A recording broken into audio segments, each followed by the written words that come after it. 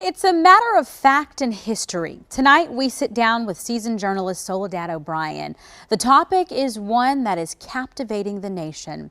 It's the Tulsa Race Massacre. Tonight, we're looking back at Black Wall Street. These are the pictures and images, the end result, if you will, of hate 100 years ago.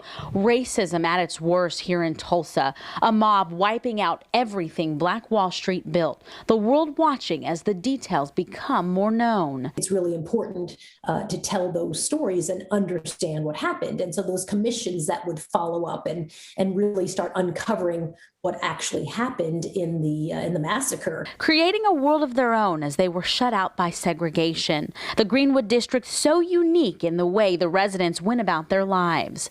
They had their own businesses, homes, entertainment. But just as quickly as they created it, it was destroyed. Today, it's about education, making sure what happened is known. I mean, they're just these massive chunks of American history that you sort of kind of heard a little bit about, but you actually don't know about. And it makes you realize the massive gaps in education. Most can honestly say they'd only recently heard about the Tulsa Race Massacre, its secrecy slowly becoming public. It's almost unbelievable. So yeah, it probably was in the last 10 to 15 years. It's certainly not something I ever studied in high school or in college. Hatred, the face of evil. And so I think it just gives a lot of insight into the racial terror that has long been a part of American history that I think people who like to think of themselves as optimists or hopeful people prefer to ignore or say, let's not talk about the unpleasant stuff. And I think part of our job is like, no, let's walk through the unpleasant stuff. And perhaps the best way to understand the horror that befell Greenwood